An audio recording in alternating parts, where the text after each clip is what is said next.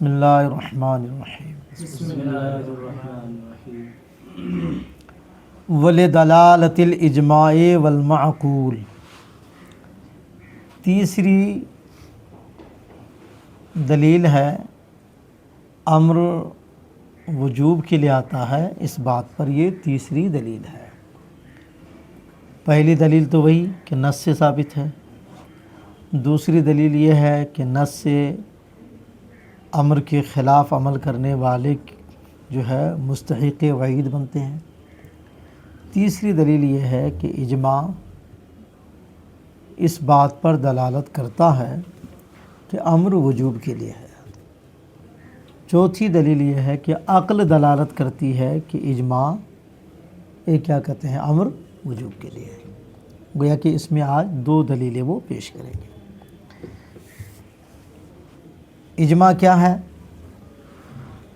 اجماع خود اس بات پر نہیں ہے کہ امر وجوب کے لیے ہے، اس پر نہیں ہے، بلکہ اجماع کسی اور چیز پر ہوا ہے۔ وہی اجماع دلالت کرتا ہے اس بات پر کہ امر وجوب کے لیے آتا ہے۔ مثلا اس بات پر اجماع ہے کہ جب کسی سے کوئی چیز آپ طلب کرتے ہیں تو تمام لوگوں کا اس بات پر اتفاق ہے، اجماع ہے کہ وہاں آپ صیغہ امر سے طلب کریں۔ کیا کریں؟ ہاں، کیوں؟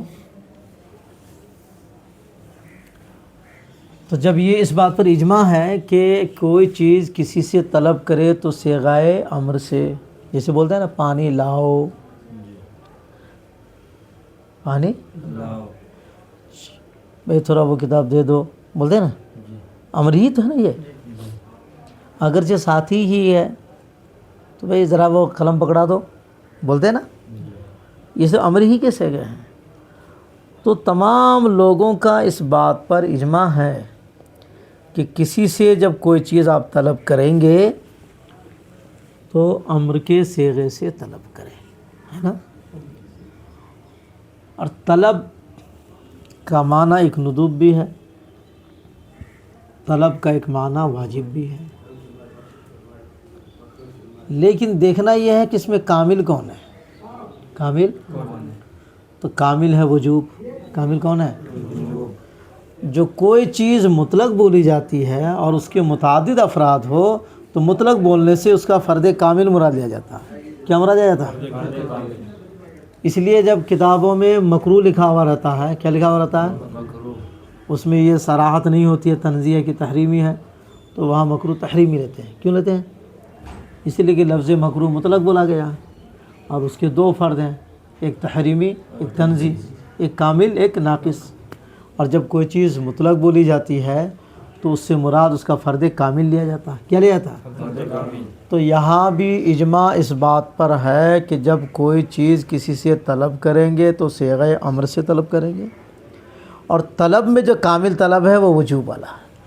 کون سا ہے؟ وجوب والا۔ طلب میں جو کامل ہے وہ وجوب والا ہے، اس لیے امر سے وجوب والا معنی لیں گے۔ تو اس بات پر اجماع ہوا کہ کسی سے بھی کوئی چیز طلب کریں گے تو امر سے طلب کریں گے، اس پر اجماع ہے۔ یہ اجماع دلالت اس پر کر رہا ہے کہ امر کا معنی وجوب ہوگا۔ کیسے دلالت کر رہا ہے؟ چونکہ طلب کے لیے صیغہ امر کا استعمال کریں گے، اب اس صیغہ امر سے کون سا طلب ثابت ہوگا؟ صیغہ امر سے کس طرح کی طلب ثابت ہوگی؟ تو اگر طلب میں جو کامل وہ طلب کا ثابت ہوگی، تو طلب میں کامل کون ہے؟ وجوب۔ طلب میں کامل کون ہے؟ وجوب۔ تو وجوب والا معنی ثابت ہوتا ہے۔ وجوب کے معنی پر اس طرح یہ اجماع دلالت کرتا ہے۔ اجماع ہوا ہے اس بات پر کہ کسی سے کوئی چیز طلب کریں گے تو اس کے لیے امر لائیں گے۔ کیا لائیں گے؟ تو امر لے کے آیا، اب امر دلالت کرے گا طلب پر۔ امر دلالت کرے گا تو کس طرح کی طلب پر دلالت کرے گا؟ تو اگر یہاں تو مطلق طلب ہے، کیا ہے؟ تو اب یہ دیکھنا ہوگا جب مطلق بولتے ہیں تو کامل مراد لیا جاتا ہے، تو طلب میں کامل کون سی طلب ہے؟ وجوب والی۔ طلب میں کامل کون سی طلب ہے؟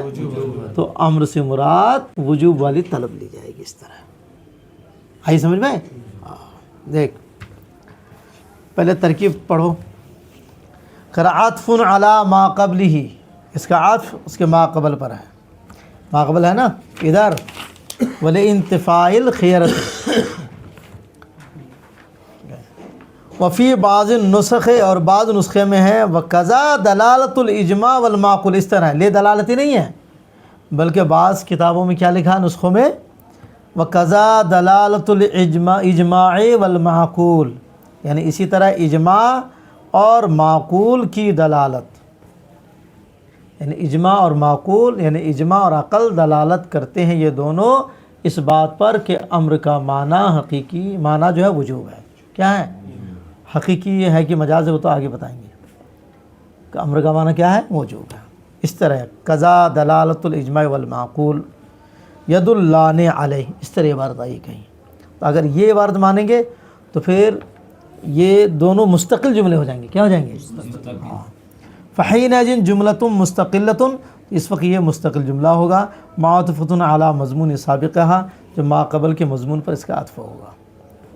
خلاصہ یہ ہے کہ اجماع دلالت کر رہا ہے یا اجماع کی دلالت ہو رہی اس بات پر کہ امر کا معنی وجوب ہوگا، امر کا معنی وجوب، دیکھو حاصل ہو، خلاصہ یہ کہ ان دلالت الاجماع تدل علی ان الامر للوجوب، کہ اجماع کی دلالت ہوتی ہے اس بات پر کہ امر وجوب کے لیے ہے۔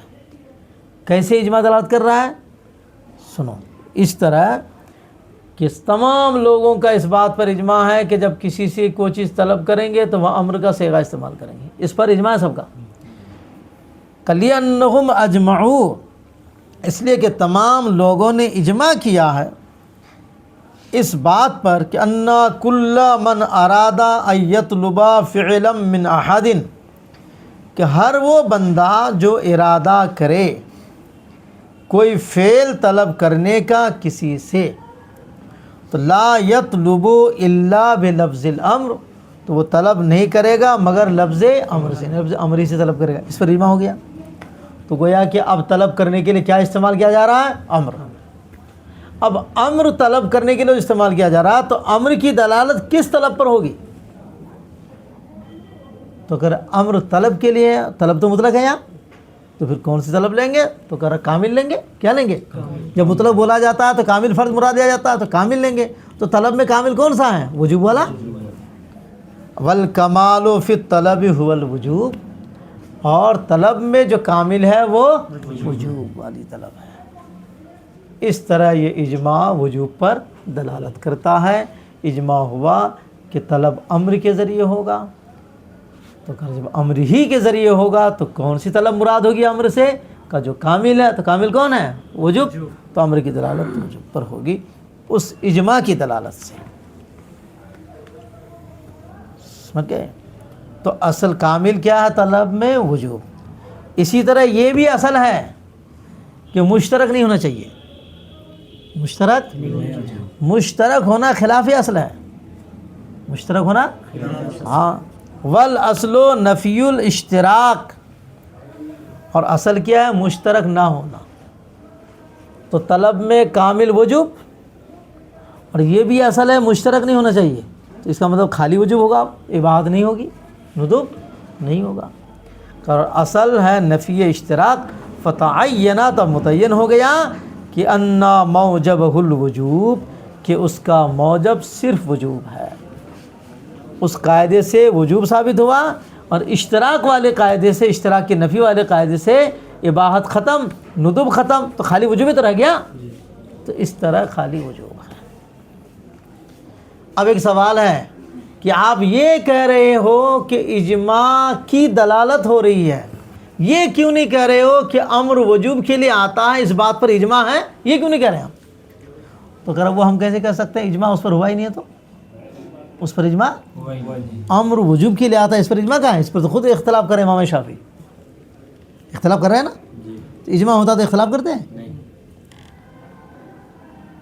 تو ہم نے جو کہا کہ اجماع کی دلالت ہو رہی ہے، یہ نہیں کہا کہ اس پر اجماع ہوا ہے۔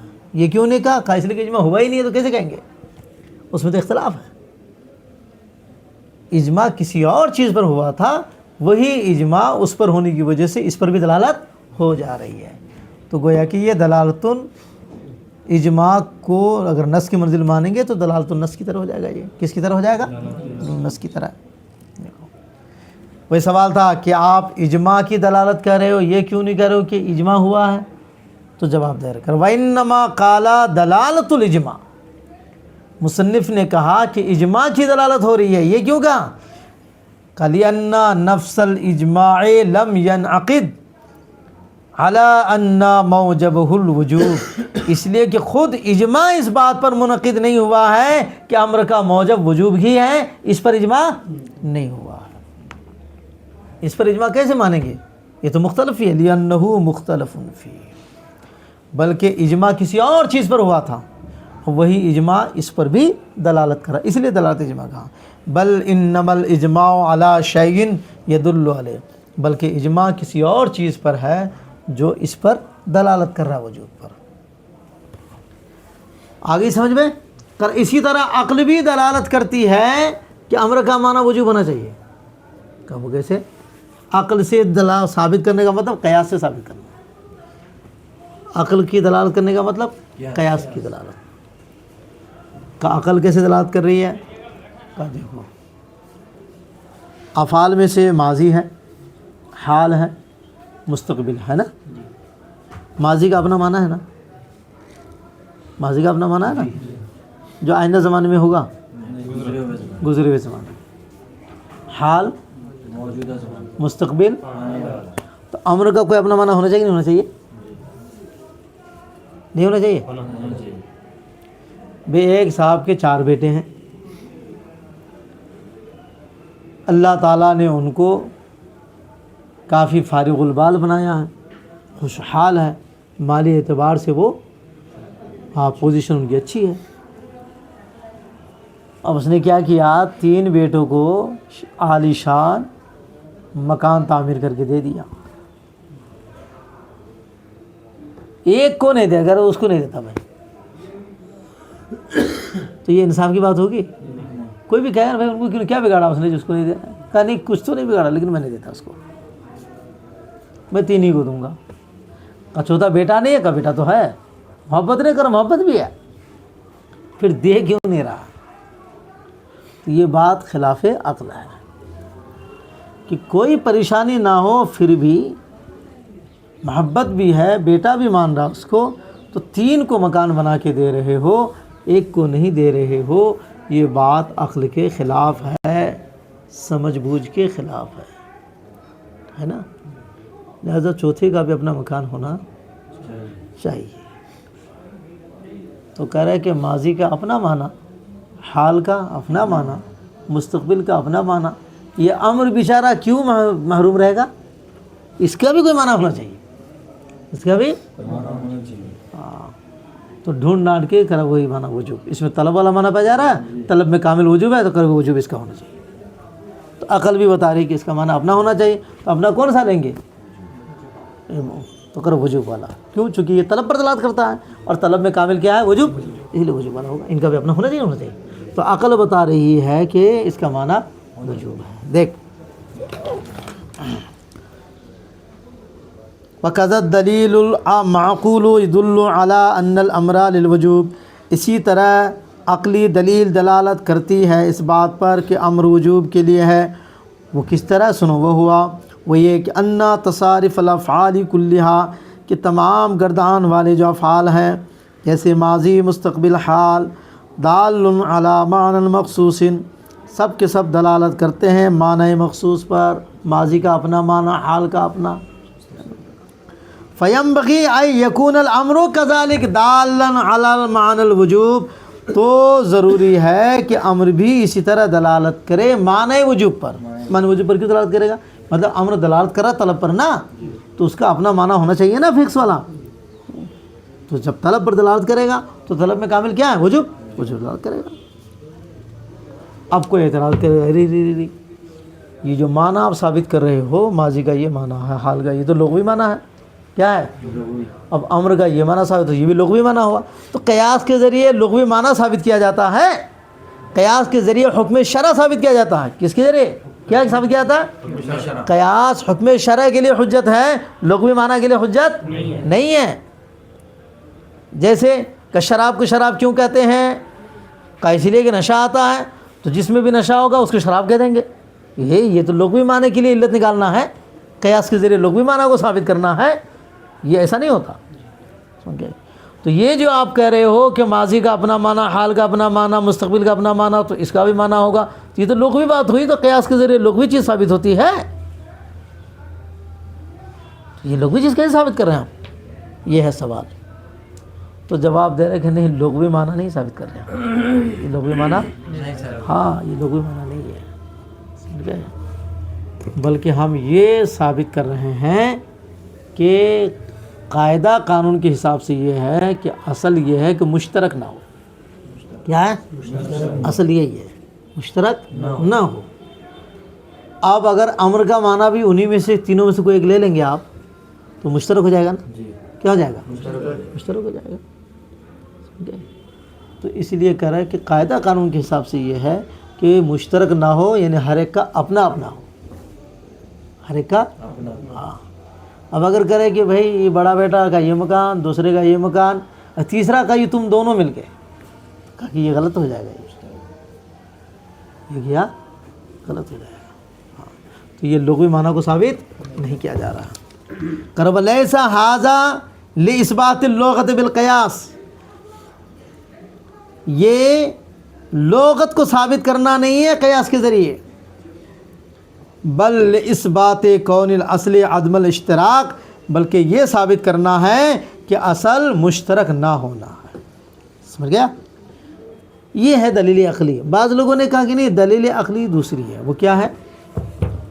بلکہ یہ دوسری دلیل عقلی ایسی ہو جائے گی، ایک عقلی دلیل یہی ہے جو بیان کیا، ایک دوسری دلیل عقلی ہے، وہ کیا؟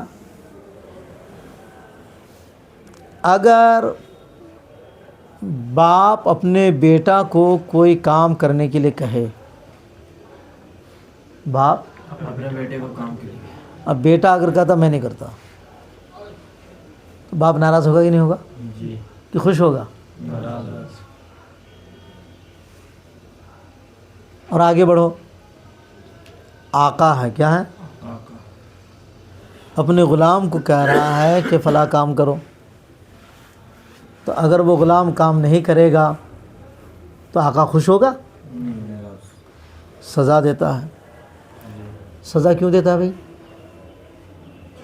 اس کا مطلب یہ کہ آقا یہ سمجھ رہا ہے کہ یہ کام کرنا اس کے لیے ضروری تھا، یہ کام کرنا اس کے لیے۔ تو جب ایک آقا بندہ ہے، حقیقت میں کیا ہے وہ؟ بندہ، جب اس کے امر کا یہ حال ہے کہ اس کی خلاف ورزی سے سزا کا مستحق ہوتا ہے، اس کا امر وجوب کے لیے ہوتا ہے، تو جو اس آقا کا بھی خالق و مالک ہے، جو اس آقا بھی خالق و مالک، اس باپ کا خالق و مالک ہے، تو اس کا امر وجوب کے لیے نہیں ہوگا۔ یہ دماغ میں آ رہی ہے سمجھ بات؟ جب اس بندہ کا امر وجوب کے لیے ہوگا، باپ کا امر بیٹے کے لیے وجوب کے لیے ہوگا، تو پھر جو ان سب کا خالق و مالک ہے اس کا امر بدرجہ اولا وجوب کے لیے ہوگا۔ یہ عقل بتا رہی ہے نا؟